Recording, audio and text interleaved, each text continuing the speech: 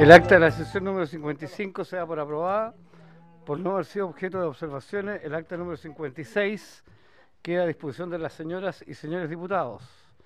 El señor secretario dará lectura a la cuenta. Señor presidente, no se han recibido documentos para la cuenta en esta oportunidad. Muy buena lectura a la cuenta del señor secretario. Le pido a los colegas que podamos suspender 10 minutos mientras llega el presidente titular. A continuación le explico el detalle porque el tema que van a ver es la zona franca de Aysén. Ah, no, pero yo justamente quería ver puntos varios. Pero suspendemos, dime, sí.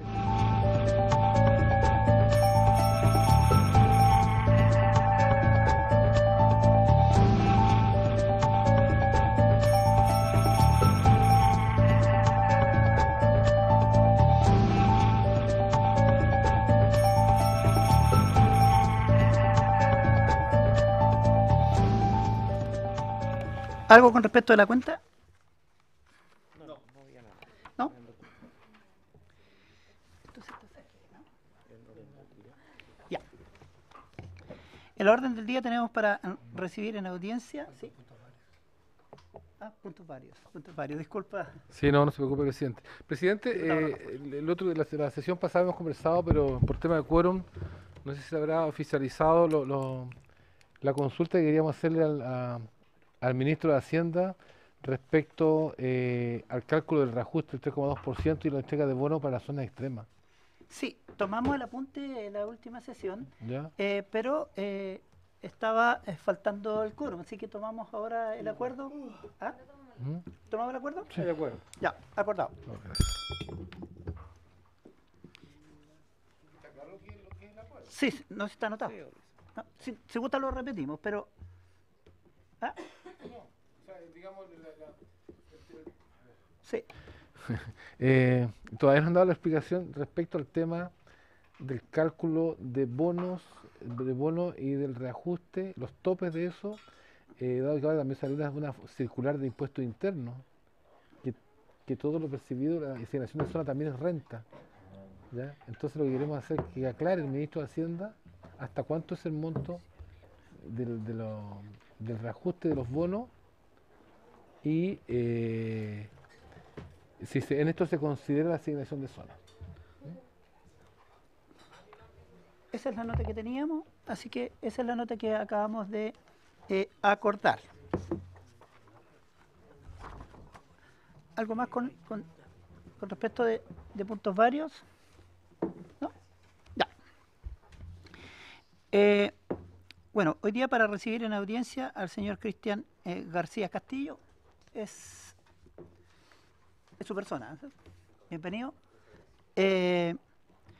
Secretario Regional Ministerial de Hacienda de Magallanes y Antártica Chilena, quien expondrá sobre preacuerdos entre la Intendencia Regional de Magallanes y Antártica Chilena en concesionarias de Zona Franca de Punta Arenas, estado de avance del recinto franco de Puerto Aysén.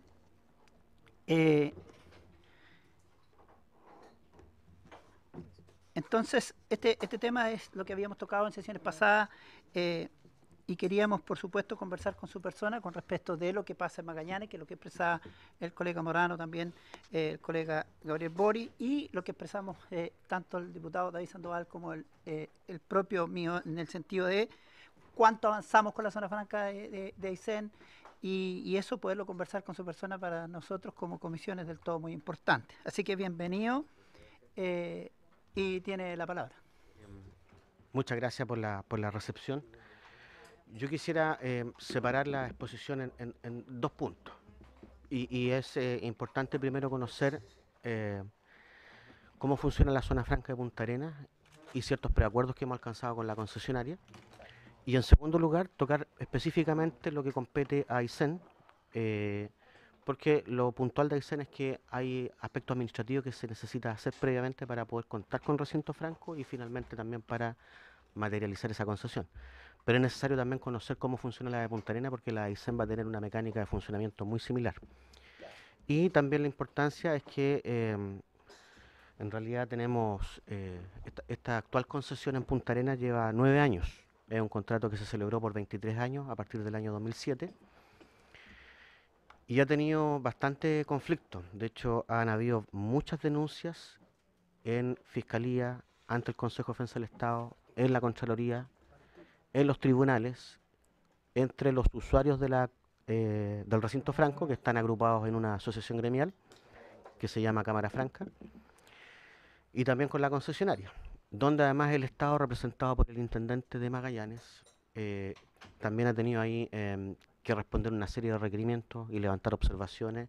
Inclusive hemos tenido demandas cruzadas y de hecho, bueno, cuando vean los antecedentes se van a dar cuenta un poco el por qué se han generado estas situaciones, pero a veces mucho de lo que ha ocurrido ha sido por la laxitud de las autoridades que les tocó administrar el recinto, o por lo menos velar por el correcto funcionamiento, y también porque en los 30 años anteriores, porque la zona franca partió el año 77 en Punta Arenas y tuvo un contrato de 30 años, desde el año 77 hasta el 2007, donde en realidad tampoco uno pudiese decir de que se hizo una fiscalización efectiva, pero esto se revela en vista de los antecedentes que recién conocemos hoy día. O sea, tampoco se podía hacer nada respecto a lo que pasó antes.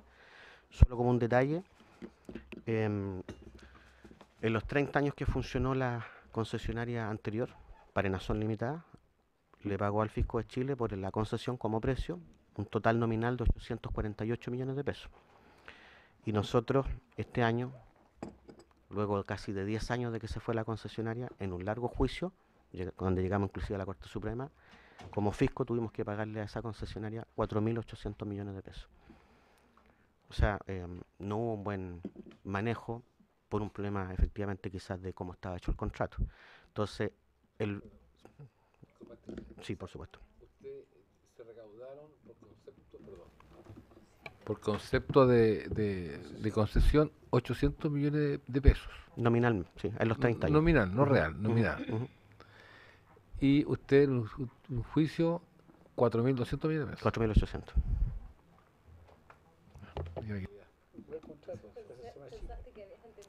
Claro, entonces, por eso muchas de las cosas del actual contrato, de la concesión que hoy está vigente, se explican por los problemas que se apreciaron en la concesión anterior. Porque aquí se ha dicho que este es un mal contrato. En realidad, la intendenta de la época, que era la señora Eugenia Mancilla, el año 2007 le tocó enfrentar el término de una concesión y licitar la que venía. Y cuando ella hace esa licitación, en realidad por el conocimiento que ya se tenía de cómo había funcionado la anterior concesión, es que se toman las decisiones que se toman respecto de qué se va a exigir en una oferta técnica y qué se va a exigir en una oferta económica para entregar esa concesión. Entonces, lo que yo quiero explicarle un poco cómo funciona la zona franca y señalar de que primero esto es como concesión es un permiso que entrega el Estado de Chile, y esa concesión se la entrega a un tercero, que es un particular, que se llama concesionario. En el caso de Punta Arenas la concesión está entregada a un privado. En el caso de Aysén va a ocurrir lo mismo. Y en el caso de Iquique, la concesión está entregada a una empresa pública, a una empresa del Estado que se llama Sofri, ¿cierto? Pero cuando la concesión parte en Iquique, parte como un servicio público que se llama Junta de Vigilancia. El año 90 esa Junta de Vigilancia se disuelve y se transforma desde un servicio público a una sociedad anónima, ¿cierto?, con participación de la Corfo y de la Tesorería o del Fisco. Y luego se invita a ciertos privados a comprar acciones. Pero hoy día el control básico lo tiene, claro, con el más del 60 y tanto % de propiedad. Entonces esa concesionaria, lo que puede hacer finalmente es instalarse, construir el recinto franco, digamos, y por las construcciones, por el levantamiento de toda esa infraestructura puede arrendarla a las empresas que finalmente se van a instalar en ese recinto a generar las actividades económicas de venta de productos, fabricación de productos, exportación, importación, etcétera. Por eso esas empresas se llaman usuarios. Ellos son los reales beneficiarios de la zona franca. Y esos usuarios finalmente pueden realizar las ventas al público en general que quiere ir a comprar al recinto o puedan exportar o puedan hacer todas las operaciones de compra y venta que sean necesarias. Bueno, todo eso ocurre en un recinto, en un área perfectamente delimitada que se llama recinto franco. Ese recinto franco entonces es lo que se le entrega en concesión a esta empresa privada. Y ese recinto franco, además tiene un área geográfica mayor de influencia que se llama zona de extensión. En el caso de la zona franca de Punta Arenas, la zona de extensión abarca la provincia de Palena, toda la región de Aysén y toda la región de Magallanes, lo que significa que cualquier residente de esos territorios puede comprar en el recinto franco con la franquicia de la zona franca. Pero no se pueden sacar productos desde la zona franca hacia lo que se denomina el régimen general, que es el resto del país. ¿Bien? Dicho eso, sí, perdón. No. Se pueden sacar en la zona extensión y si salen al régimen general, tienen que pagar los impuestos, por lo tanto quedan fuera de la franquicia, o sea, podrán pagar el IVA y el arancel. El turista tiene derecho Ah, es que eso es otra cosa, hay una franquicia de viajeros, sí, pero eso es fuera del régimen franco. Son creo, $1.800, no es mucho en todo caso. De todas maneras, en los aeropuertos está publicado el monto. No son exactamente $1.800, un poquito menos, 1.700 y algo, es una cifra fraccionada. Ahora, se llama régimen franco porque lo que otorga son franquicias. ¿Cuáles son las franquicias? Bueno, para la concesionaria y para los usuarios, esos dos particulares pueden importar desde el extranjero, libres de arancel y libres de IVA. Entonces, esa es la exención. Y luego, la concesionaria, por las operaciones que realiza, en realidad ya realiza básicamente los arriendos, está exenta de IVA y también está exenta del impuesto de primera categoría. Y los usuarios, por las ventas que realizan en el recinto franco, también están exentas de IVA y también están exentas del impuesto de primera categoría. Esto no alcanza la exención de otro tipo de impuestos, por ejemplo, los impuestos a los alcoholes, a los tabacos, o los productos suntuarios. ¿Ya? Es básicamente IVA, arancel e impuesto de primera categoría.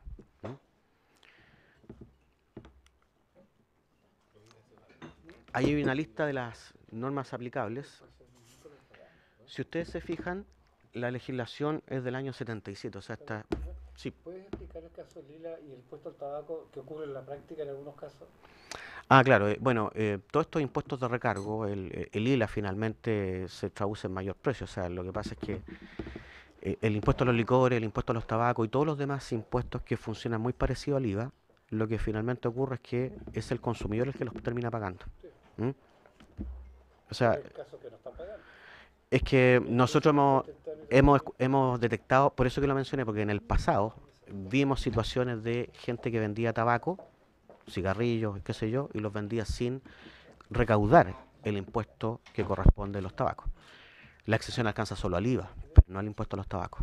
Y por lo tanto, claro, hubo un juicio largo ahí. Creo que ese juicio ya llega con más de 10 años, que cuando se detectó esta situación, que es con un usuario. Desconozco la situación particular, desconozco en realidad los resultados, pero esa fue una querella muy grande porque además abarcaba un periodo tributario muy amplio, porque fueron muchos años los que se estuvo haciendo la misma operación. Si me permite, presidente, Diputado Morano, tiene la palabra. yo creo que el tema del proceso se habla un poco de repente cuando la legislación deja lagunas, yo conozco de cerca el caso de Carlos Villarruel, un gran importador de Magallanes, que ha vendido históricamente sin ILA y sin IVA, y sin impuesto específico al tabaco. Debe tener demanda del fisco de orden de $10.000 millones todos los años, y las renuevan porque los fallos sistemáticamente lo han favorecido, sin llegar nunca a una asistencia definitiva, porque el Estado vende otra cajetilla y puede volver a demandar, porque él reclama el hecho de que la zona franca, de acuerdo a la ley, es una zona extraterritorial al Estado, y por lo tanto él no tiene que...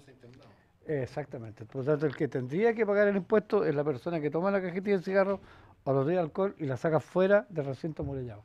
Ese es un vacío que hay, porque impuesto interno o aduana tendría que estar en la puerta controlando a cada persona que sale cobrándole por la cajetilla. Eso era para aclararlo. Sí, pero también es cierto que esto sí extensible.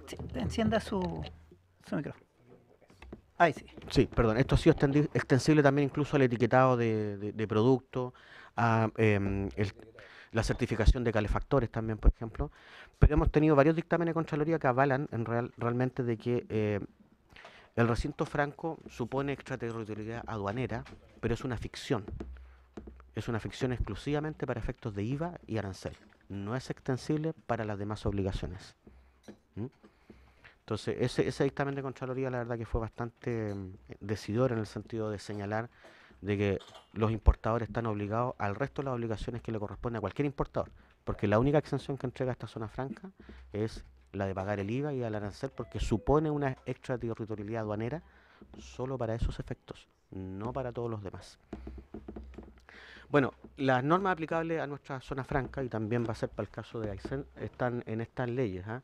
Son leyes de hace 40 años, hay un reglamento también, y hay una particularidad porque hay un decreto que es el número 275 que estableció que es el intendente de Magallanes el encargado de supervigilar y concesionar la zona franca de Punta Arenas. ¿Qué significa eso? Que Hacienda no es el responsable, sino que el responsable pasó a ser el intendente. Y aquí va a venir la otra pregunta. ¿Cuál intendente? ¿El jefe del gobierno interior o el jefe del gobierno regional? Cuando el intendente sea electo. ¿Mm? O sea, no hay claridad de quién va a ser El intendente, no sabemos cuál intendente. ¿Cuál de los dos va a tomar aquella iniciativa? Porque los dos cambian de nombre. Exactamente. Ya. ¿Ya? Y eso también es extensible para Aysén. Ahora, bueno, el contrato como tal tiene sus bases de licitación, hubo circular aclaratoria, y el contrato tenía modificaciones. Ahora, el concesionario tiene determinadas características. El concesionario solamente puede ser una persona jurídica y que cumple con determinadas bases que están hechas, ¿cierto?, cuando se determina la licitación. En el caso de Punta Arenas, como señalé, es el intendente. En el caso de Aysén también va a ser el intendente de la respectiva región. Claro. Solo en el caso de Iquique las bases las determina el Ministerio de Hacienda y el de Economía. Y los usuarios, bueno, pueden ser personas naturales, jurídicas de cualquier naturaleza y que desarrollen o ejerzan estos requisitos, tener un contrato con la concesionaria para ser usuario, instalarse físicamente en el recinto y además ejercer cualquiera de las actividades que están enumeradas en esa ley, que se refieren básicamente a mercancías importadas. Las zonas francas no están hechas para productos nacionales ni están hechas para los servicios. Claro. Es un recinto para importar mercaderías libres de arancel y libres de impuestos, transformarla, expedirla, empacarla, etcétera. Ahora, volviendo a la concesión, y aquí, si me permiten acá, es por... esta es la experiencia que habíamos tenido y por eso se hizo el contrato con estas características. Nuestro contrato de concesión tiene una oferta económica y una oferta técnica. La oferta económica tenía 3 componentes. Un pago inicial. ¿Por qué un pago inicial? Porque el año 2007, cuando parte la concesión, la zona franca ya tenía 30 años y había una infraestructura levantada. Entonces, como Estado, le cobramos un precio por ocupar esas instalaciones. Un segundo componente era un precio anual, equivalente a un porcentaje de los ingresos brutos. La anterior concesión pagaba el 10% de la utilidad retirada. Adivine qué pasó, no retiró nunca la utilidad. Entonces aquí cambiamos el mecanismo y establecimos de que fuese entonces por los ingresos reales. ¿Ah? Y fue el 28% de los ingresos la oferta que nos llegó. En Iquique se paga el 15%. Y lo tercero es un porcentaje de reinversión sobre los mismos ingresos. ¿Por qué? Para que la misma concesionaria estuviese en la obligación de cada vez ir ampliando el recinto. Claro. Cosa que no nos pasó con la anterior concesión. La concesión la anterior concesión versaba sobre 51 hectáreas y se terminaron urbanizando menos de 40. No todo el recinto. Entonces todavía, cuando esta concesión partió, todavía le falta un retazo de terreno todavía por urbanizar. Y en cuanto a la oferta técnica, se le exigió determinadas obras, que la concesionaria ofertó 10 obras. Después se han hecho modificaciones y se han ido cambiando algunas obras por otras y los montos también. Y por eso ahí hemos tenido las modificaciones de contrato, han obedecido básicamente a cambios en la oferta técnica, no a cambios en la oferta económica, porque no podemos cambiar el sentido económico de la licitación.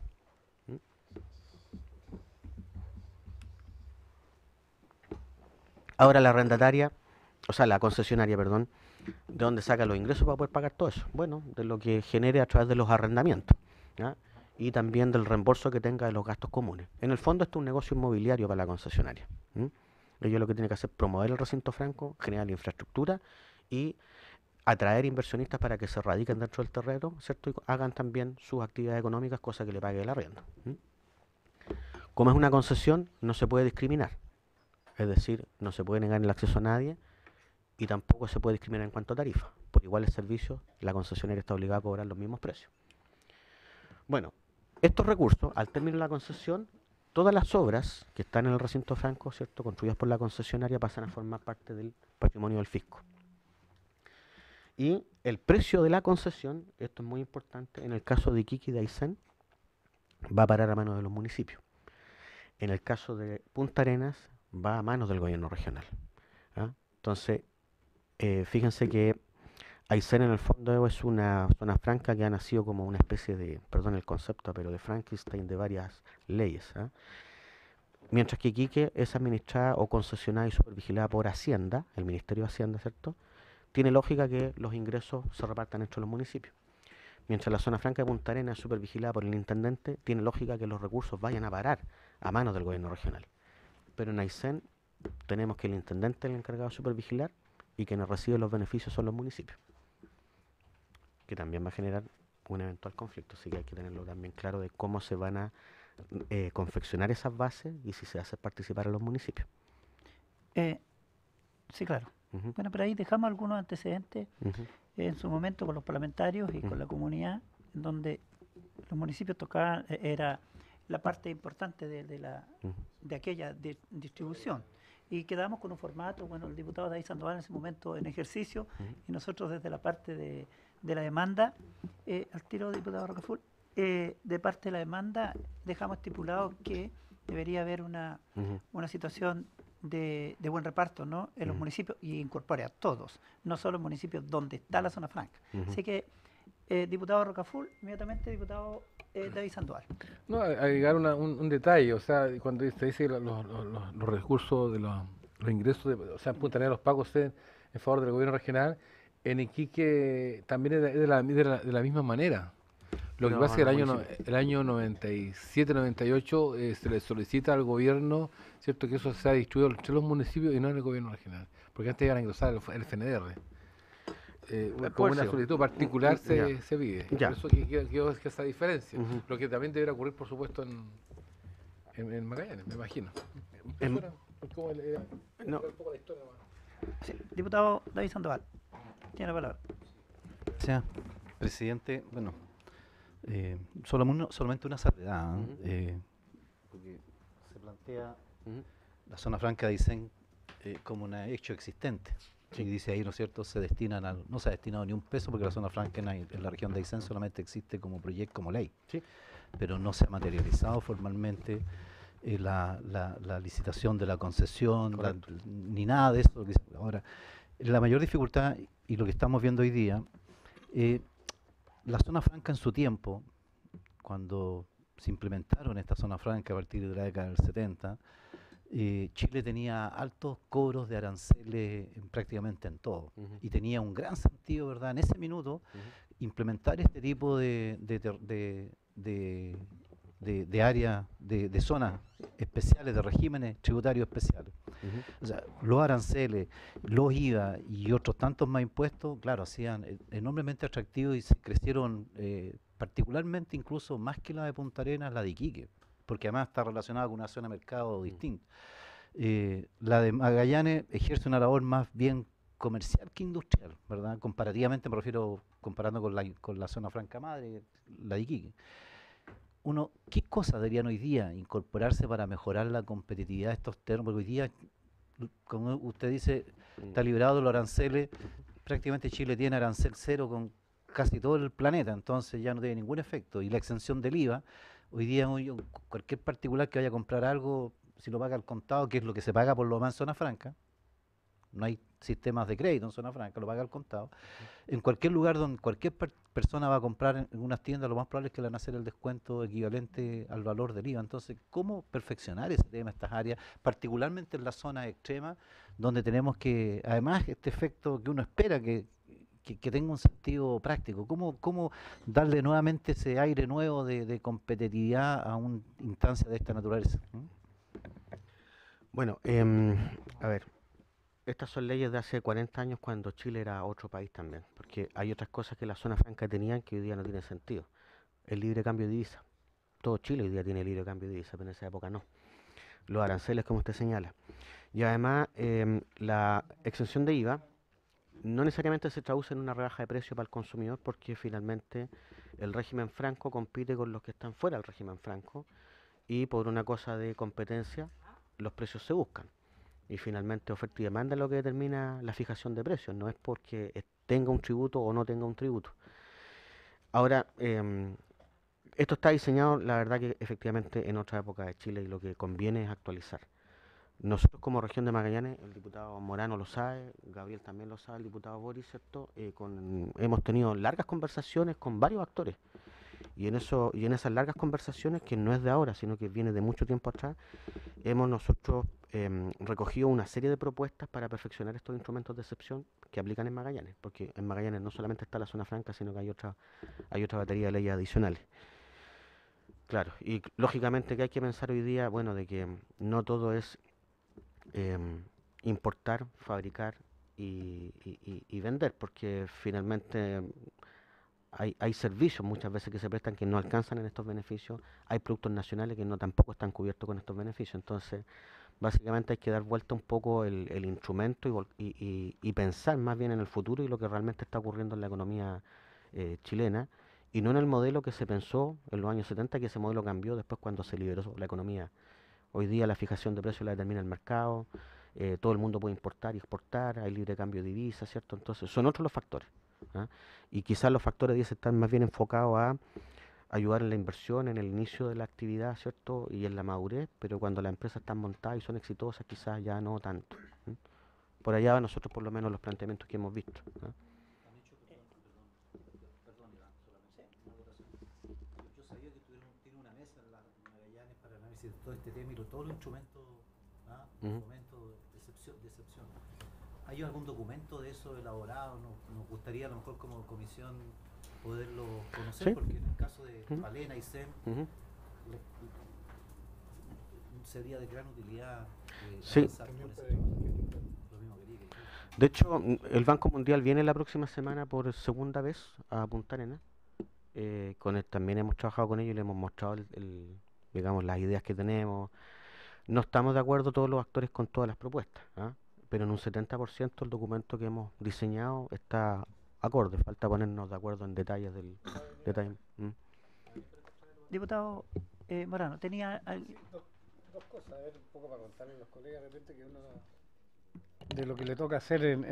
Nosotros le pedimos a la presidenta de que esta ley se ingrese a la comisión, porque esto va a ser por ley. No hay otra manera, colega Sandoval, que esto no sea por una ley. Y lo que le hemos pedido a la presidenta es que esta ley ingrese a la comisión de zonas extremas. Porque si se va a Hacienda, y que me perdone aquí el representante de Hacienda, va a quedarse solo en el tema comercial. Y nosotros creemos que tiene que tener otros aristas. Las zonas extremas tienen aristas que van más allá de lo económico, y si lo que nos quedamos con lo económico nos va a pasar lo que nos pasa con el señor ministro, que la gente de Magallanes, de Aysén, de Arica no cobra ningún bono porque la zona se lo come el bono, entonces cambian de tramo. Pero yo quería ir a señalar, hoy día yo lo decía, tuvimos una reunión de trabajo con el canciller, y el canciller nos ponía sobre nuestras relaciones internacionales y lo bien que están en general con el barrio, tal vez excepto, ¿no es cierto?, Bolivia. Pero yo le decía, mire, a mí me preocupa mucho que estén muy bien, porque la zona franca de Magallanes, que no es más que un gran mall, o un mall mediano, como depende de cómo uno lo mire, hoy día 2/3 de su venta se la hace a los argentinos. Y ahí, como dice Cristian, es un tema que estamos aprovechando nuestras ventajas comparativas de legislación respecto a la Argentina. Porque los argentinos, antes de importar desde China, desde cualquier parte, productos que ellos pueden producir, lo que hacen es proteger la industria nacional. Uno podrá evaluar el valor o no de eso. Y entonces un televisor plasma cuesta 5 veces más caro que en Chile.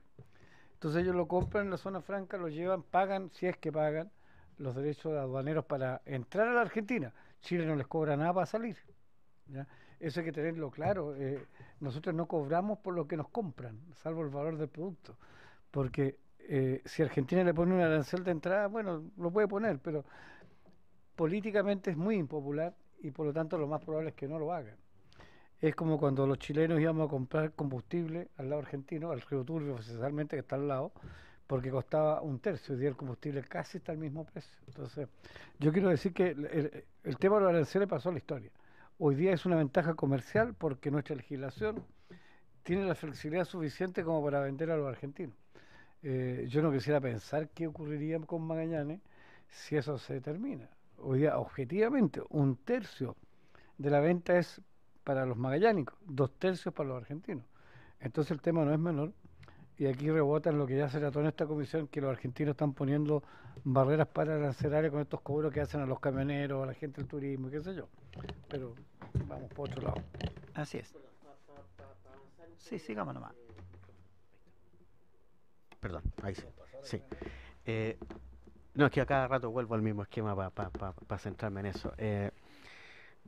Los vínculos de la zona franca, hay una relación contractual ahí entre el Estado y el concesionario. O sea, aun cuando exista la legislación, el hecho de entregar una concesión significa que se firma un contrato entre el Estado, ¿cierto?, y la concesionaria, donde hay obligaciones de ambas partes. El Estado a respetar el plazo de concesión, ¿cierto?, y la concesionaria a pagar el precio y hacer las obras y cumplir con la oferta técnica que ofertó en su momento. Como es un contrato,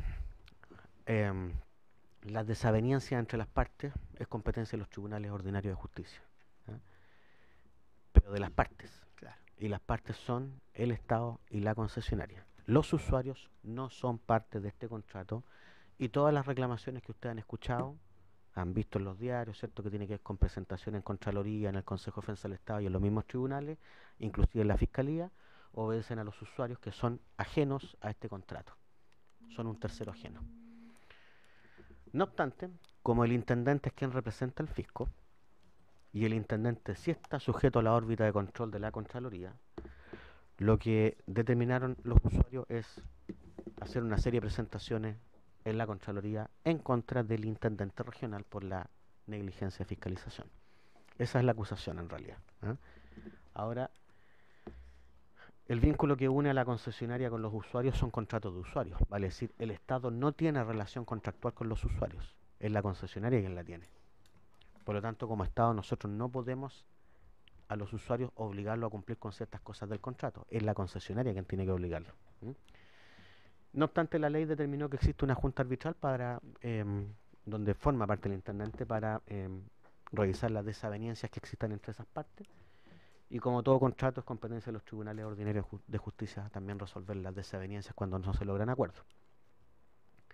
Ahora, aquí hay un resumen, en realidad esto era mucho más extenso, pero lo traté de hacer muy simple, de las múltiples observaciones que existían cuando nosotros asumimos el gobierno en 2014. Este es el informe número 11, Contraloría 2013, no obstante ya habían por lo menos 5 o 6 informes más, uno cada año, ¿cierto? Y otro detalle, a la concesionaria le tocó tener sentado al frente como su contraparte, o le ha tocado tener al frente como su contraparte a 7 intendentes. Entonces también la continuidad o la coherencia muchas veces también es distinta. Bueno, todas esas observaciones estaban, no quiero detallarlas, ¿eh? pero en realidad todas esas observaciones tenían que ver con incumplimientos de la forma del precio, de las inversiones, de las reinversiones, un largo etcétera. Todas esas observaciones fueron levantadas por la Contraloría cuando nosotros entregamos una serie de reportes. Algunas, sin embargo, generaron unas nuevas observaciones. Y básicamente las denuncias de la Cámara Franca están en esta lámina. Esta, como les dije, es la situación normal de la zona franca. Pero en realidad lo que la Cámara Franca denunció es que ocurría esto. De eso pasamos a esto. Es decir, en lugar de la concesionaria arrendarle directamente a los usuarios, le arrendaba a una empresa gemela Espejo y luego esa empresa gemela o Espejo subarrendaba las instalaciones. Sí, sí está aprobado. Está aprobado. Ahora, ¿qué significa eso? Bueno, que de partida esta figura no está contemplada en la legislación de zona franca. ¿Ah? No pueden existir subarrendadores. ¿Ah? El único que puede arrendar las instalaciones es la concesionaria. ¿Ah? Pero ¿Cuál fue el perjuicio para los arrendadores? O sea, para los arrendatarios, perdón. a ver, eso tendrá que terminarlo yo, pero en realidad lo importante era si había perjuicio para el fisco, porque eso es lo que la asociación de usuarios determinó. De hecho, los mismos usuarios demandaron a la concesionaria y no llegaron a ninguna parte, terminaron en un arreglo que también se desistieron de las querellas, pero en las denuncias respectivas al fisco, ellos señalan de que esta figura era lesiva porque mermaba el precio de concesión y una serie de situaciones más, ¿no? Bueno, como les dije, Luego se generó un segundo informe, y en este segundo informe todavía quedan algunas diferencias, pero básicamente lo importante es que habían varias cosas que la Contraloría decía, que no estaba claro si las inversiones de la oferta técnica estaban hechas en el plazo que había que hacerlas. Si no estaban hechas en el plazo había que cobrar las multas. Entonces no estaba claro si las inversiones estaban hechas en el plazo que correspondía, y no estaba tampoco claro si se hicieron por los montos que correspondían. ¿Ya? Respecto del precio de concesión también había una observación, diciendo, oiga, no tengo claro si se pagó bien el precio, porque aquí los usuarios dicen que el Estado debiese recibir los precios en base a ingresos devengados, y la concesionaria paga en base a los ingresos percibidos. ¿Ya? Ahí hay una desaveniencia y un problema de interpretación. Como dato, la concesión de Iquique desde el año 90 se paga por ingresos percibidos, el 15%. ¿Ya? Entonces, pero había un detalle, o sea, ¿cómo se paga? Por percibido de vengado. La autoridad antes no se había pronunciado nunca, nos tocó a nosotros pronunciarnos. Insisto, ya vamos en el año 9 de la concesión, y nos tocó a nosotros pronunciarnos de si era percibido de vengado. ¿Ya? Y un detalle también, del plan de inversiones, cuando nosotros asumimos el gobierno, las inversiones debían ser 16 obras. Solo faltaba por entregar una. Las otras 15 se supone que estaban hechas, y sin embargo también tuvimos que meternos a revisar si se habían hecho, en qué fecha se hicieron y si los montos correspondían, porque tampoco había fiscalización o por lo menos antecedentes que den cuenta si las obras están hechas, cuándo se hicieron, una recepción y una revisión de sus montos. También habían dudas si la reinversión del 6% de los ingresos que tenían que hacer dentro del recinto estaba también materializada, porque no habían comprobantes que den cuenta que eso efectivamente estaba hecho. O sea, en buen chileno no es que las cosas no estén hechas, no había constancia de que efectivamente estaban, porque no había fiscalización y porque no hubo seriedad en administrar un contrato, en decir, mire, usted tiene que hacer esto, demuéstreme que lo hizo y vamos haciendo los comprobantes de recibo, y si no ha hecho lo que corresponde, le tengo que aplicar las multas. Y había una serie de situaciones relacionadas con los subarrendamientos también, que generan otros supuestos daños. Ahora, ¿qué tuvimos que hacer? Bueno, abordar algunas partes con la concesionaria a través de negociación directa, que el contrato además obliga a negociar. Yo tengo que negociar con la concesionaria, y si no llego a acuerdo, irme a los tribunales. No puedo irme a los tribunales, como en cualquier contrato, si previamente no he tratado de lograr un acuerdo con mi contraparte, porque si no la contrademanda que se viene es porque actué de mala fe, abruptamente, hay animadversión, un largo etcétera. Entonces lo que hicimos fue tratar de negociar algunos aspectos del contrato que tenían que ver con interpretaciones. Y por otro lado, someter a procedimientos administrativos cosas que estaban fuera de las interpretaciones y que por los tiempos en los que estábamos podíamos aplicar multas. Por ejemplo, la única obra que nos tocaba fiscalizar. Si no estaba, aplicamos multa. Bueno, eso generó entonces que llegáramos después de casi 7 meses a un preacuerdo, y es un preacuerdo porque la concesionaria también había demandado al fisco en ciertas cosas, y por lo tanto el intendente no podía acordar todo, porque el Consejo de Defensa del Estado representa al fisco en los tribunales. Entonces hay cosas que el intendente podía resolver y otras que la verdad tenía que pedirle la autorización al Consejo de Defensa. Por eso la figura que abordamos fue la de un preacuerdo. Una vez que el Consejo de Defensa del Estado aprobara estas partidas, podíamos sellar un acuerdo definitivo. Yo tengo en mis manos el oficio que recién sella el pronunciamiento de parte del Consejo de Defensa del Estado. Por lo tanto, durante este mes podemos cerrar el acuerdo definitivo con la concesionaria, y además señalar que, para no entrar en detalles, que la Contraloría levantó todas las observaciones, salvo la que tiene que ver con los subarrendamientos. Y con los subarrendamientos, ¿por qué? Porque, como les digo, esta figura que está ahí es la extraña. Si ustedes se fijan, la exención de mercadería del extranjero no tiene problema, pero lo que está exento de IVA y de impuesto de primera categoría es la venta que hace el concesionario y la venta que hace el usuario. Pero esto de aquí, ese subarrendamiento, como renta subarrendamiento, está afecta al régimen general. Así que habrá que ver si es que corresponde pagar el IVA por el arrendamiento de inmuebles amoblados, y habrá que ver si es que pagaron el impuesto a la renta, porque esto está fuera de la franquicia. Sí, pero fuera de la franquicia. Pero fuera de la franquicia, es algo no contemplado. Porque en el recinto también pueden ocurrir que se instale, por ejemplo, una empresa de servicio, y va a tener que funcionar por régimen. De hecho, los patios de comida funcionan por régimen general, están dentro del recinto, pero ellos emiten boleta con IVA. Exacto. esa es la primera parte, para después abordar ahora derechamente qué pasa con Aysén, pero básicamente para señalar de que, contrario a muchas de las acusaciones que hay, en realidad, sí, el Estado ha actuado coherentemente, como les digo, y hemos logrado después de 9 años salvar un tremendo problema de acusaciones, falta de fiscalización, demandas cruzadas. Hemos sido demandados por la Asociación de Usuarios y también le ganamos. Se han presentado acusaciones en la Fiscalía que han sido desestimadas. Todas las observaciones de Contraloría están levantadas, menos la que tiene que ver con los subarrendamientos, que la estamos ordenando. Y también, y también el Consejo de Defensa del Estado respalda el actuar que hemos tenido. Por lo tanto, como les digo, durante el próximo año lo que queda entonces es terminar y normalizar con todos esos subarrendamientos para que los subarrendadores contraten directamente con la concesionaria y no con un tercero ajeno a la concesión. Así es. Diputado Morano. Sí, yo creo que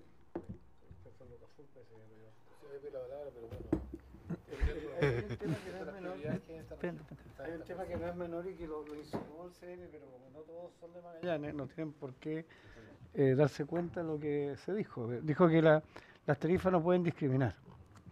Y eso se dice porque el contrato de concesión hoy día tiene una variable que está terminando, que dice que los antiguos usuarios tendrán una tarifa rebajada respecto a los nuevos usuarios.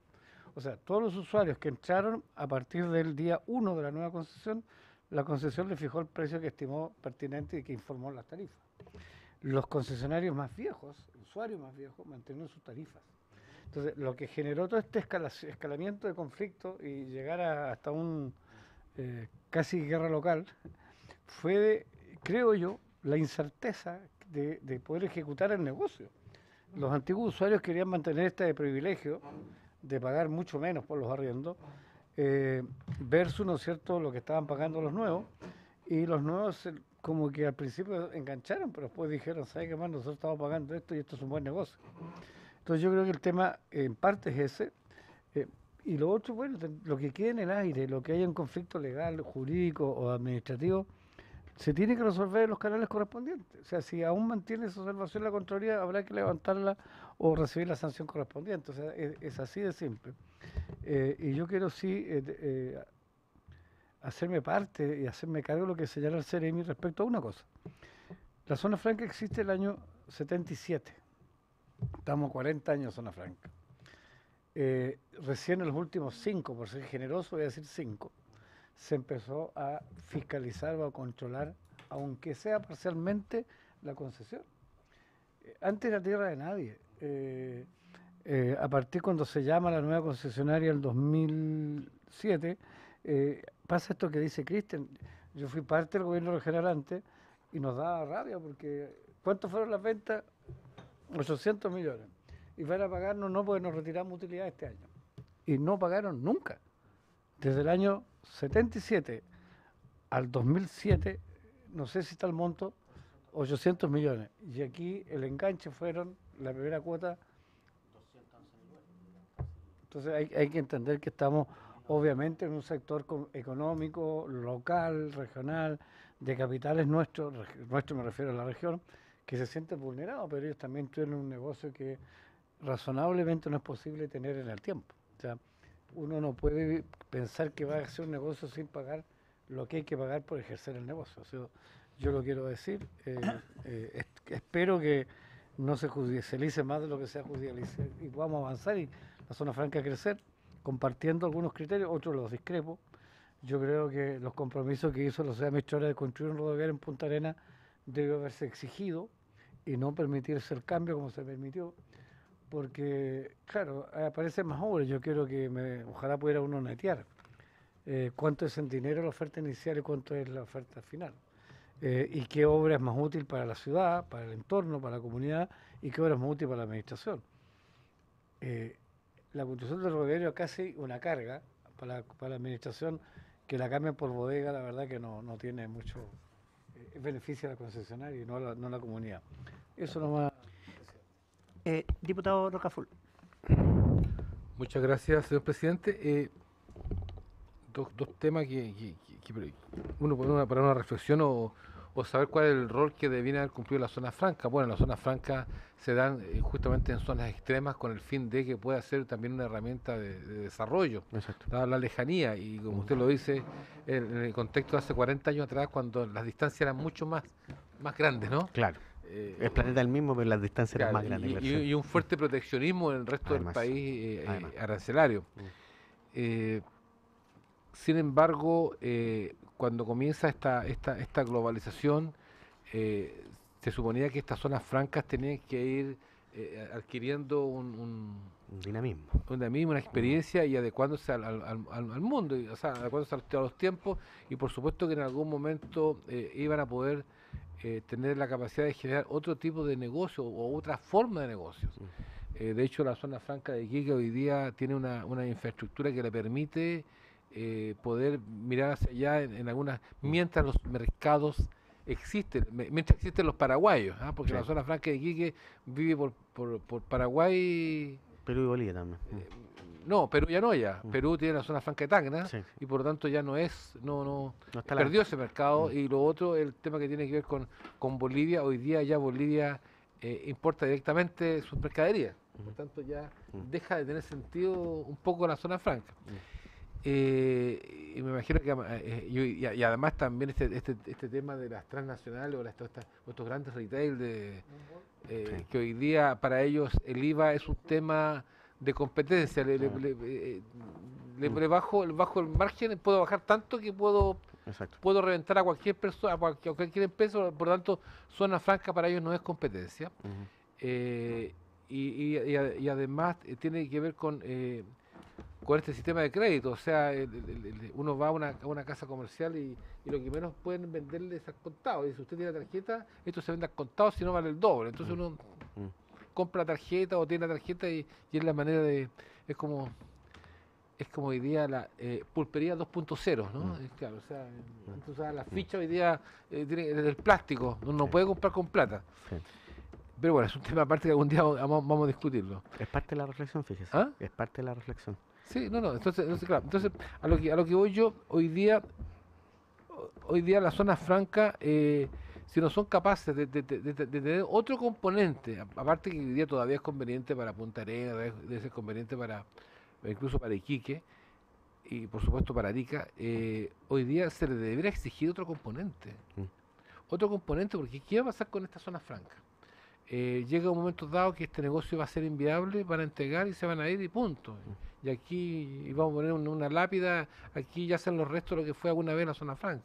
Sin embargo, yo creo que esto debería tener una visión a propósito del Tratado de Libre Comercio, a propósito de este tema de la logística, a propósito de poder transformar o de poder, bien digo, transformar materias primas en nuestros productos. Yo creo que allá se deberá apuntar y la legislación también debe estar de acuerdo a eso.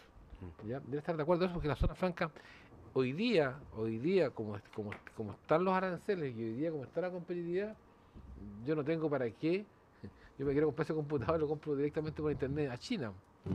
Y me sale mucho más barato que comprarlo en zona franca. Entonces, hay unas cosas que no tienen su sentido.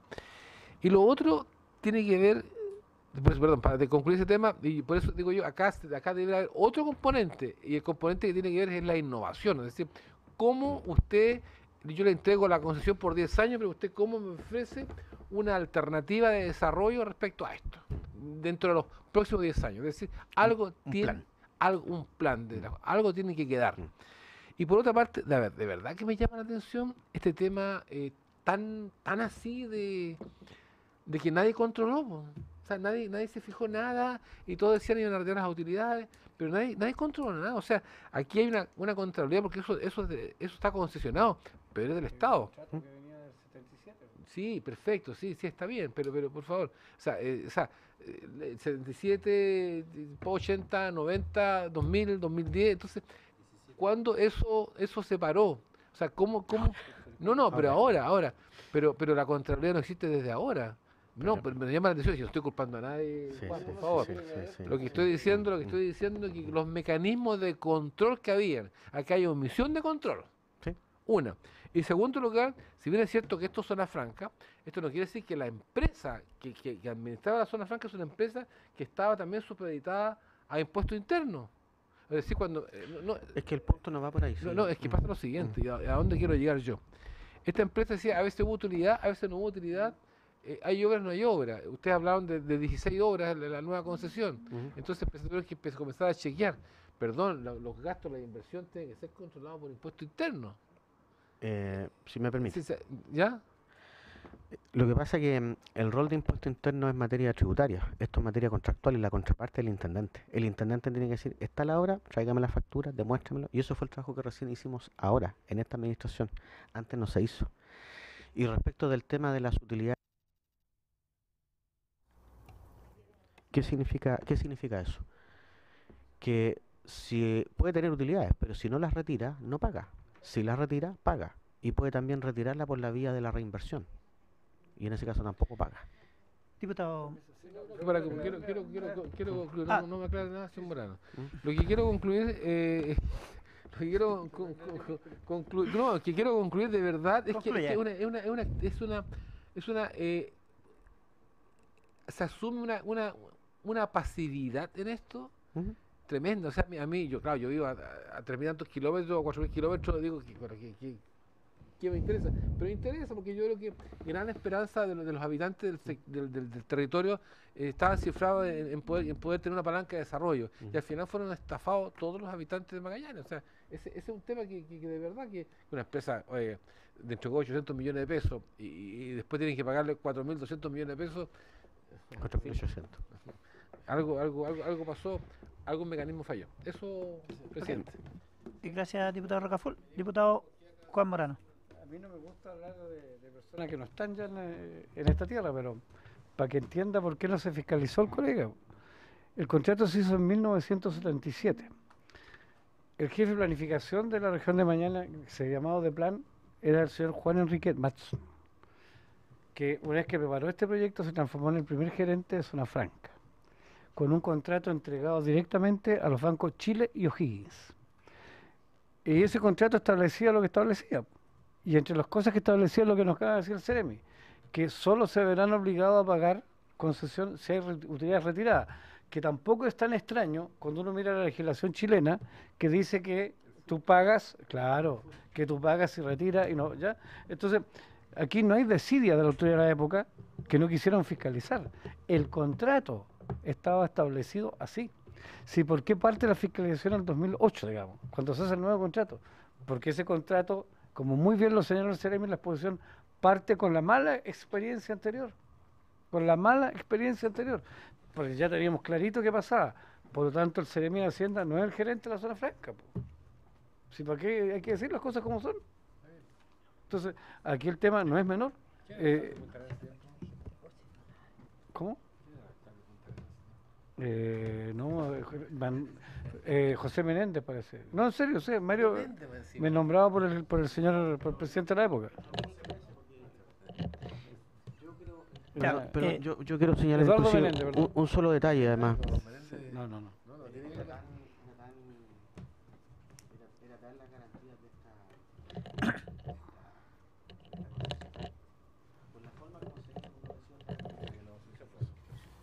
Inclusive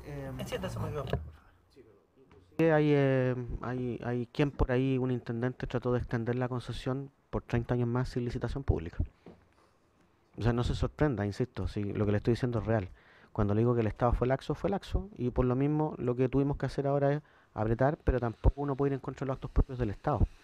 El mecanismo de negociación era necesario justamente por varias negligencias que tenía el Estado, y enfrentarse a los tribunales significa derechamente no solo perder, sino además tener que pagar. Y ya teníamos una mala experiencia con Parenazón. Ahora, los usuarios que están reclamando son los mismos dueños de Parenazón. Entonces esto es un conflicto entre privados, donde el Estado está al medio. Claro, también el Estado fue negligente en ejercer lo suyo. Nosotros hoy día nos preocupamos de buscar el interés del fisco, no de los particulares. Y por otro lado, también señalar de que hoy día quien hace muchas de estas presentaciones y acusaciones es el señor Tomás Bubini. Y ahí yo tengo un inserto de la Cámara Franca hoy día, que eligió un nuevo directorio y que no está de acuerdo con las acciones del señor Bubini porque estiman de que ya hay que dar vuelta a la página y entiendan también y aceptan la derrota, en el sentido de que todas las acusaciones que se niegan no son tales. O por lo menos las que sí tenían algún asidero fueron resueltas por las vías que estamos viendo, resolviendo las presentaciones en Contraloría, haciendo negociación y estableciendo que la concesionaria nos tiene que pagar determinados montos. Nosotros con esta negociación recuperamos más de 3.000 millones de pesos para el fisco, en obras que la concesionaria decía que no tenía que hacer y las tiene que hacer, en multas que estaban prescritas y en diferencias de reinversión que está dispuesto a pagarlas. Por eso que era tan fundamental la aprobación del Consejo de Defensa del Estado en esta transacción. Entonces, insisto, hemos recuperado más de 3.000 millones de pesos que van en directo beneficio para la región de Magallanes y para el fisco. Insisto, una negligencia, claro, falta de fiscalización, es verdad, pero no todo lo que acusaba la Cámara Franca era cierto. Algunas cosas sí, otras no, y además se abrió una arista nueva, que nadie nunca previó, que son los subarrendamientos. ¿Y quiénes están subarrendando? Los usuarios de la Cámara Franca. Diputado David Sandoval. Sí, gracias, presidente. Bueno, estos regímenes especiales se han prestado para todo tipo de abuso, en realidad. Y uno recuerda en la región de Aysén cuando era Puerto Libre y se bonificaban unos galpones. Y se bonificaban, el DFL15. Y se bonificaban por metro cuadrado y la gente lo único que hacía era metros y metros cuadrados de puro techo. Nada más que techo. Abajo sin piso, sin paredes, sin nada, porque se bonificaba por metro cuadrado y la gente se dedicó a hacer galpones por todos lados y se prestaban para estas cosas. Los ideólogos, ¿no es cierto?, los intelectuales de estos proyectos que después se transforman en gerentes de la empresa, es cosa de conocer hasta el día de hoy, ¿no es cierto?, el ex subsecretario de Pesca, Sandoval, transformado en presidente del Consejo Salmonero hoy día, ¿sabes? El actual, ahora, hoy día. No tiene un alcance solamente de apellido, que es una práctica habitual, que son las vacíos que obviamente me da la impresión a mí que uno debería de regular. O sea, no debería ser posible que un funcionario que participe de una construcción de un proyecto determinado, ¿no es cierto?, el día siguiente, después que terminó, aparece encabezando estos proyectos. Esas son situaciones que hay que resolver.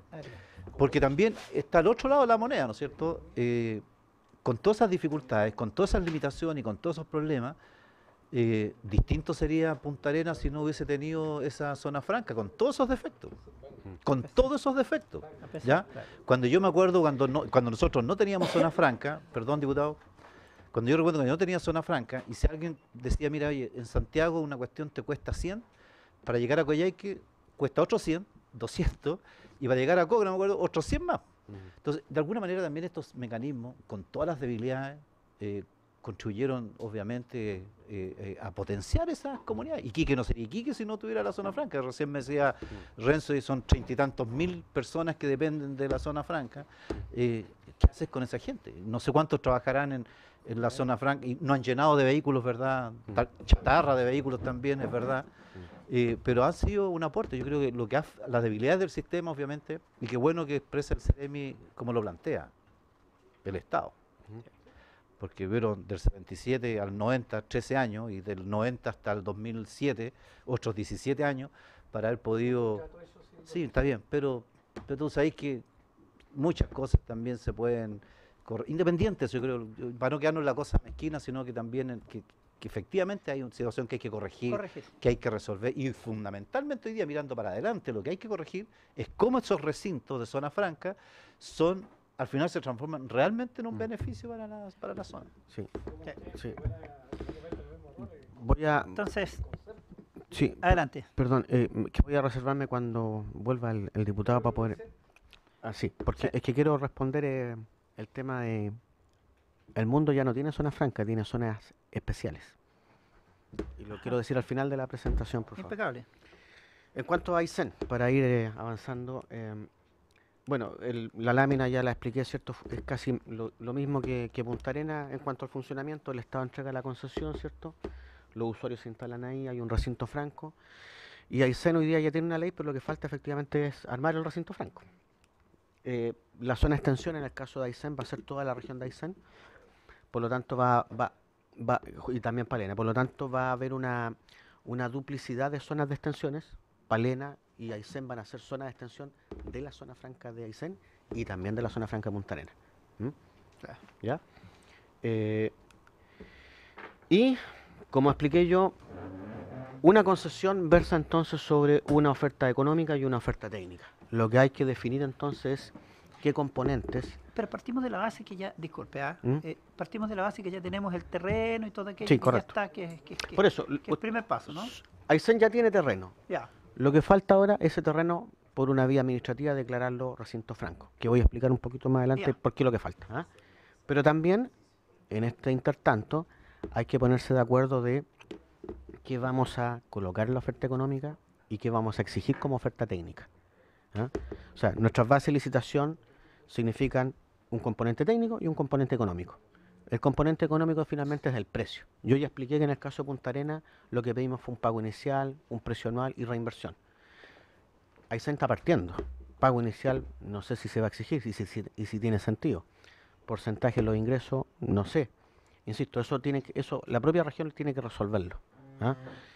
Y en cuanto a la oferta técnica, si me preguntan a mí, yo creo que el componente principal hoy día debe estar cargado más a la oferta técnica que a la oferta económica. Porque lo primero es partir con infraestructura. Alguien tiene que construirla, levantar los cercos, hacer las bodegas, colocar las bodegas de frío, la electricidad y en menor medida pagar el precio. Claro, pero hoy en la primera etapa a lo mejor es menos importante el precio y es más importante la infraestructura. ¿Mm? Pero eso lo tiene que ver la región también, que es lo que quiere. Y en la infraestructura, ¿qué infraestructura quiere? ¿Quiere locales comerciales? ¿Quiere bodegas? ¿Quiere bodegas de frío? Patio de comida. Además que está hecha en Aysén, no en Coyhaique. Se supone entonces que es más bien industrial, no tan comercial. Exacto. ¿Qué industria quiere? ¿Qué industria quiere que se fomente dentro de la zona franca? La salmonera, que requiere además, como usted bien lo señala, otro tipo de almacenaje. Más bodegas de frío. Exacto. Pero eso la región lo tiene que definir. Sí. O sea, sería importante, por ejemplo, aprovechando también que tenemos nuevos intendentes y que también hay nuevos bríos, ¿cierto? Ver una reunión con el Consejo Regional de Aysén e invitar a los alcaldes para poder definir qué es lo que la región va a definir como su zona franca en la primera concesión. Porque la intendenta es la que tiene que hacer el contrato de concesión. Yo soy solamente el asesor, pero la decisión tiene que salir de la soberanía de la región. Sí, inmediatamente, diputado Rocafort. Una pregunta específica. Sí. Técnicamente hoy día, ¿en manos de quién está? Porque ya llevamos 3 años con esta historia, ¿no es cierto? Lo único que se avanzó, la ley existe desde hace ya 3 años, lo único que se avanzó en estos 3 años es la compra de un terreno. Ahí está el terreno, ¿no es cierto?, entre Aysén y Chacabuco.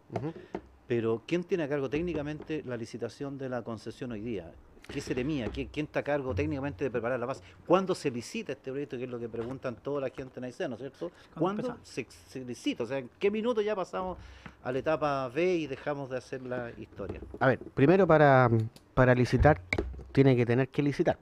Si no tiene terreno, si no sabe si son 20 hectáreas, 10 hectáreas, pero está recién ahora. Si yo lo compré, pues si no está recién ahora, le insisto.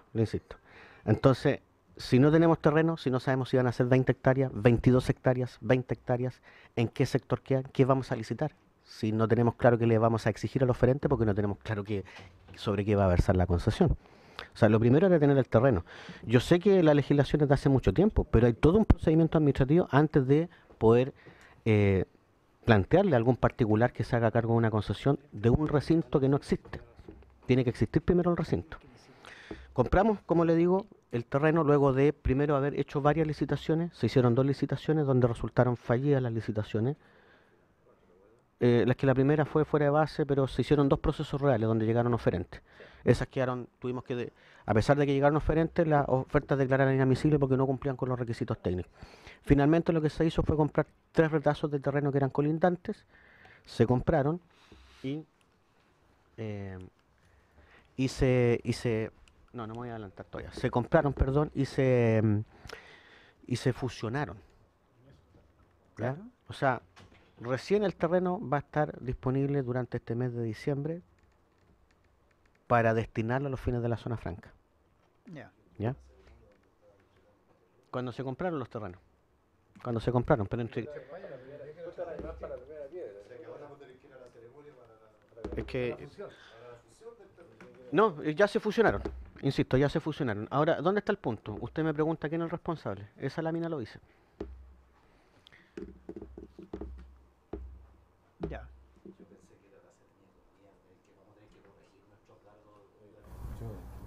Yo por eso le digo una cosa, quien tiene que administrar y concesionar la zona franca, en el caso de Aysén, es la intendenta. Ahora, ¿qué ocurre? Que el intendente anterior, la primera intendenta Jimena Órdenes, no tenía terreno sobre el cual hacer ningún contrato de concesión. Y ahora que lo tenemos y sabemos cuántas hectáreas son, dónde queda finalmente, podemos seriamente sentarnos a trabajar en decir qué vamos a hacer.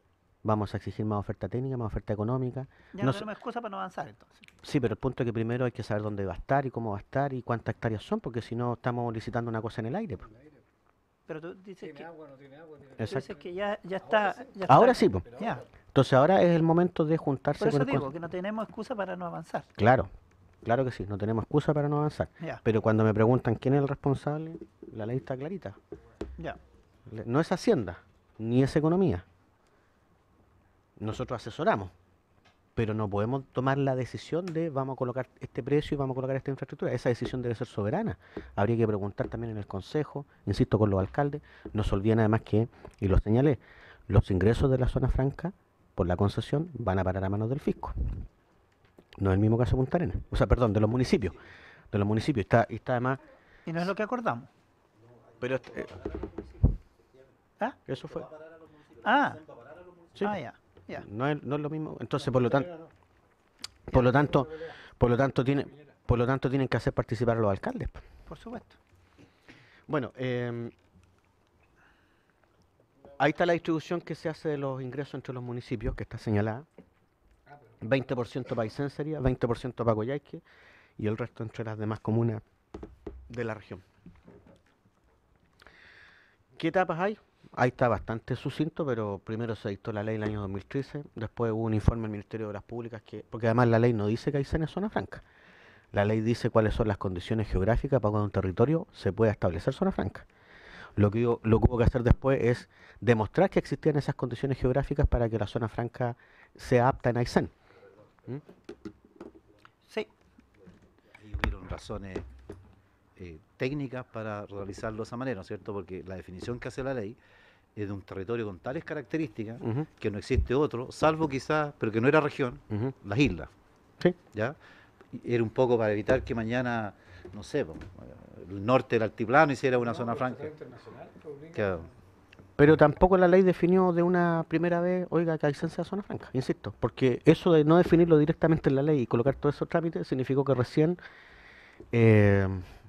o sea, de hecho, el decreto que habilitó a zona franca se demoró como 2 años más o menos. ¿Ah? O sea, es un trámite largo, insisto. Ajá. Bueno, el punto está que hoy día tenemos el terreno y ya está claro el terreno. El terreno ahora por un decreto debe estar destinado a los fines de zona franca. Eso también es un trámite administrativo que se demora como 5 meses, pero hay que hacer un contrato de concesión y para ese contrato previamente hay que hacer la licitación y para hacer la licitación debemos tener claro cuáles son las bases técnicas y las bases económicas que vamos a exigir a los distintos oferentes. ¿Mm? Todo depende de... Bueno, eso es... Diputado Rocafort. Muchas gracias, presidente. 3 cosas. Uno, ¿cuál va a ser la naturaleza de esta zona franca?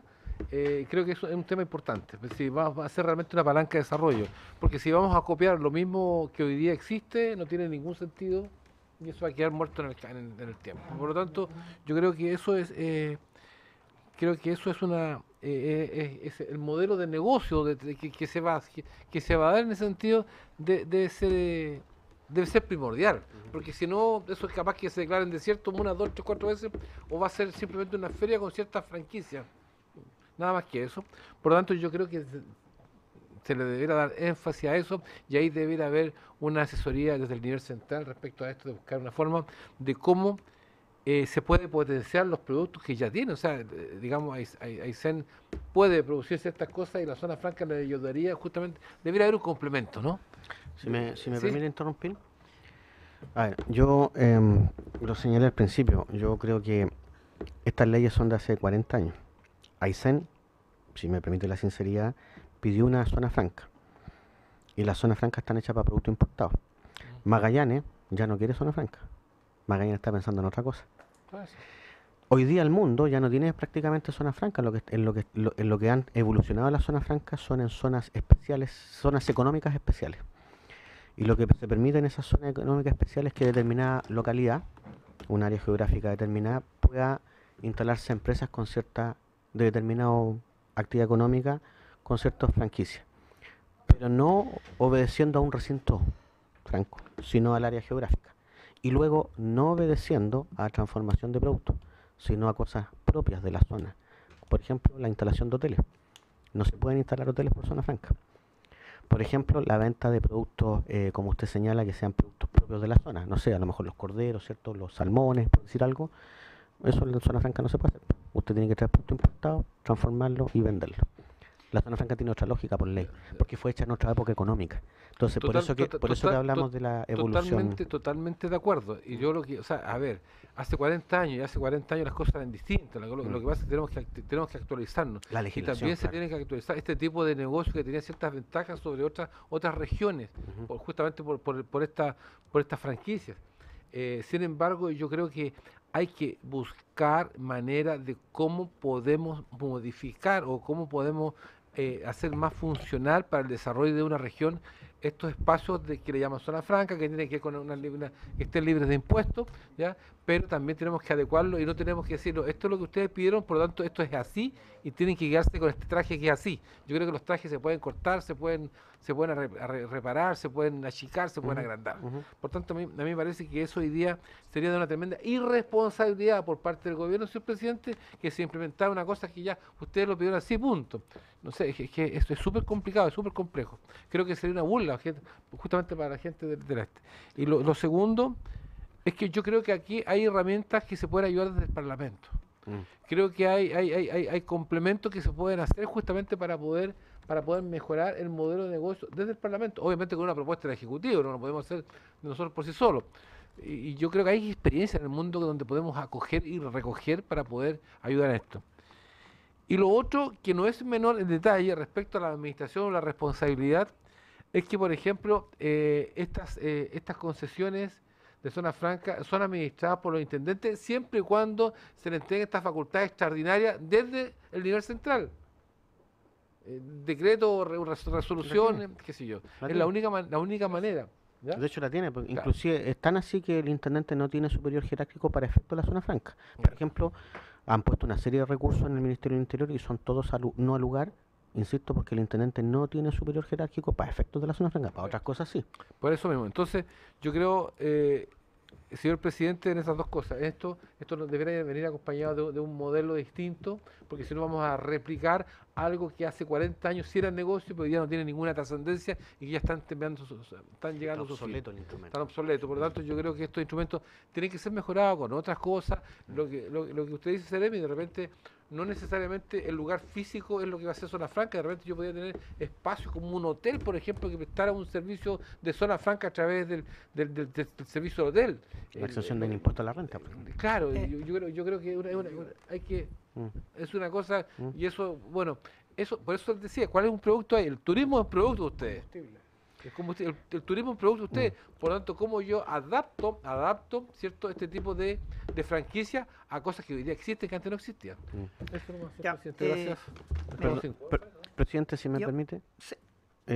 yo por eso creo que hay una discusión mayor, y esa discusión mayor tiene que ver con los instrumentos de excepción. Magallanes tiene un trabajo de revisión de sus leyes de excepción, que no es una cosa nueva, llevamos más de 10 o 15 años discutiendo revisión de las leyes de excepción. Varios agentes han entregado propuestas en varias épocas del tiempo, y a partir de el plan de zona extrema de Magallanes incorporamos como uno de sus elementos, nosotros nos concentramos en poquitas cosas, pero grandes obras, y entre esas poquitas cosas era revisar todas las leyes de excepción y refundirla en un solo cuerpo legal que se llame estatuto, pero que además esté actualizado a la realidad económica vigente. Hay un total de 39 propuestas de distintos actores que se recibieron. Esas propuestas fueron procesadas, las tenemos tabuladas y se confeccionó inclusive un borrador. Revisamos también los estudios económicos de varios organismos que han hablado sobre estas leyes de excepción. El último fue el del BID, también el Banco Mundial. El Banco Mundial, de hecho, nos visitó hace poco y nos va a visitar la próxima semana también, porque está haciendo también una revisión de los instrumentos. Y nosotros ya tenemos inclusive un borrador además con un informe financiero, con estadísticas y con datos que respaldan lo que estamos diciendo.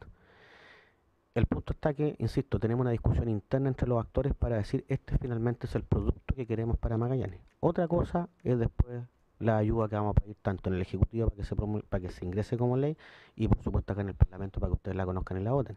Pero les quiero decir de que Magallanes ya está avanzando. Y está avanzando porque no va a esperar. Mire, el mejor experto para hablar de su región es el que vive en su región, no un asesor tributario, ni un economista. Entonces, bajo esa experiencia, bajo revisar también la experiencia comparada de otros regímenes especiales, Argentina, Dinamarca, Alemania, o sea, aquí se hizo un trabajo profundo. Participaron además varios servicios públicos que se le entregaron los borradores para ver si es que lo que estaba contenido en estas redacciones era coherente con temas constitucionales, inclusive de funcionamiento y de ordenanza, y recibimos correcciones. Por lo tanto, le digo, o sea, aquí hay un trabajo serio. Esperamos que esto llegue a buen punto durante el próximo año, marzo, abril del próximo año, y tengamos el punto terminado. Ese borrador ha tenido varias revisiones y nace de las propuestas de la comunidad. Está el sentido común ahí. Mire, con respecto al tema de la zona franca, si eso no es hoy día lo que antes fue. Podríamos hablar del Código de Agua, si era o no era lo que en su inicio quiso ser. Evidentemente, los tiempos son otros y había que modificar el Código de Agua, como hay que modificar la Constitución, como hay que hacer muchas cosas que tenemos que hacer. ¿Por qué no? La zona franca va a dejar de existir porque hoy día los nuevos tiempos nos dicen que no está resultando. Lo que tiene que hacer, entre todos nosotros, no estoy diciendo que lo tenga que hacer el Estado solo, lo que tiene que hacerse con una fuerza en conjunto es mejorar la estructura. Porque no podemos decir, ¿sabes qué más? No, las zonas francas no son nada, claro. No van a hacer ningún aporte, eliminémoslas, porque yo estoy muy seguro, miren, el Estado de Chile tenía estos mini mercados, ¿no? En donde se vendía víveres a precio más bajo en los litorales, en los lugares apartados. Y las ECA. Y las ECA tenían un valor distinto. Pero nosotros decíamos, oye, pero si la ECA, en Puerto Aguirre, estoy hablando en una isla Huicha, la ECA no sirve para nada, pues, si estaban cobrando lo mismo que cobra el negocio al frente. Bueno, lo sacaron la ECA después de un tiempo y al otro día ya el precio del azúcar no era lo mismo. Sí. Entonces no me imagino sacándole la zona franca a Magallanes o sacando la zona franca a Iquique.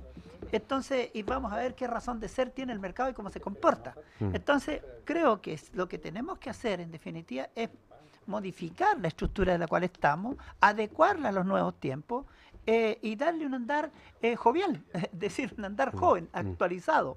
Creo que por ahí va el camino. Nosotros necesitamos la zona franca, nosotros necesitamos poder partir. Estamos recién en una región joven como la nuestra. Ustedes pueden ver, Sí, claro. si no fuera de utilidad, no estaríamos trayendo una zona franca de extensión desde Magallanes. La estamos ocupando. Y están llegando algunos implementos que igualmente sirven en la región de Aysén. Y entonces, lo que yo digo, si sirve la de extensión, ¿por qué no va a servir la instalada? Entonces, pero si tenemos que mejorarla, hagamos equipo para mejorarla. Para eso estamos nosotros, para eso está la autoridad, está la autoridad política, la autoridad del Ejecutivo. Entonces creo que por ahí tenemos que agarrarla bien. Decía el diputado Rocafort, actualicémosla, busquemos nuevas formas. Pero no nos quedemos pegados con lo que tenemos y con el andar que llevamos, porque tal vez no nos está dando el resultado que tuvo en algún momento o el resultado que se esperaba en otro. Lo otro, pedir, luego antes de poder ir finalizando, pido el acuerdo para poder oficiar a la intendenta para que se inicien el proceso de nuestra zona franca. Y cuanto antes partir, porque si ya tenemos, como dice su persona, dice, ya tenemos esto, que era definir el terreno. El recinto. Ya tenemos ahí, tenemos que empezar. Y mientras tanto empezamos, poder convocarnos con ustedes, que son los que saben, y mejorar mejorar este andar que llevamos. Así que pedir el acuerdo para poder oficiar En función de la preinversión. Sí, claro. Pedir el acuerdo en función de todo lo que tenemos que hacer, porque hoy día ya tenemos el terreno. Pero ¿cuándo partimos? Es lo que decía el diputado de Sandoval antes que saliese.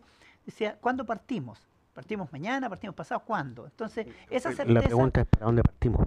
Y además, ¿para dónde? Bueno, Lo dije claramente recién, decía, lo que dice usted, lo dije claramente recién. ¿Qué es lo que vamos a hacer con la zona franca? Vamos a seguir como está, vamos a seguir con la estructura que viene, la vamos a modificar, la vamos a poner un poco más jovial. Creo que por ahí la podemos agarrar bien. Así que para levantar el oficio... Incluir en el oficio que se nos pueden informar si en el presupuesto 2017 de la región tiene contemplado alguna inversión en el terreno. ¿De acuerdo? De acuerdo. A ver qué... mire, estamos finalizando para poderle, Cristian, Sí. a don Cristian García, Sí, agradecerle, muchas gracias a usted. secretario regional ministerial de Hacienda Magallanes, Antártica Chilena. Bueno, la exposición, se la agradecemos, la vamos a tener allí, la vamos a distribuir en nuestras regiones. Importante este paso porque en lo que hablamos en la primera etapa de Magallanes, que era de interés de los parlamentarios de la región de Magallanes, también es del todo interés de la región nuestra poder empezar, partir con lo que es la zona franca. Así que agradecemos su presencia en esta ocasión. No, muchas gracias a usted, por supuesto, por la oportunidad de exponer, además de despejar mitos, despejar dudas, mostrar también las experiencias buenas, las malas experiencias, pero finalmente las experiencias. Sí. La ventaja de la experiencia es que nos ayuda a mejorar. Entonces aquí hay que ver esto como una mejora. Nosotros nunca hemos visto como región que las leyes sean negativas, todo lo contrario, sino que hay que perfeccionarlas. Y lo otro, claro, hay que pensar que aún con todo, la zona franca sigue siendo un regulador de precios en comparación con el régimen general que también opera en Magallanes. Pero como digo, el mundo primero eran los puertos libres, después fueron las zonas francas y ahora son las zonas económicas especiales. Hay que pensar un poco para allá en cuanto a legislación, pero con la ley que tenemos, partamos mientras tanto viendo un buen contrato de concesión, pero con participación activa de los involucrados, el Consejo Regional y los alcaldes. Además de, por supuesto, los parlamentarios representantes de la zona. Por supuesto. Bueno, sí, diputado. También a Cristian, porque Enciéndalo. la verdad que, sobre todo en Magallanes, esta sesión se grabó, se televisó, hay mucho mito, hay mucho cosas en el aire que de repente enturbia la relación y la posibilidad de crecer. El mismo Gabriel hizo un par de preguntas mientras tú intervenías, yo mismo, porque hasta uno mismo de repente le va quedando esta presión mediática, digamos. Así que yo muy contento, ojalá se pueda repetir esta experiencia en Magallanes. Yo creo que es necesario, la zona franca es muy importante aún y va a seguir siendo para el desarrollo de Magallanes. ¿Qué tipo de zona franca? Bueno, lo estamos cada día cambiando. Muchas gracias, presidente. Muchas gracias por su presencia, por la charla. Por supuesto, esperamos en algún momento tenerlo por Aysén y poder conversar de este tema, que la comunidad vaya instruyéndose con todo el conocimiento que usted tiene. Así que, por supuesto que siéntase invitado de parte nuestra, con gusto le recibimos para allá, poder que la comunidad se entere, además, ¿no? El juntarse con la autoridad es una parte, tener comunicación, las radios locales, la gente está expectante, la gente dice, oye, ¿cuándo parte la zona franca? ¿Qué es lo que va a hacer de esto? Entonces, el conocimiento es muy importante. Así que, habiéndose cumplido el objetivo de esta sesión, esta se levanta. Muchas gracias. Muchas gracias.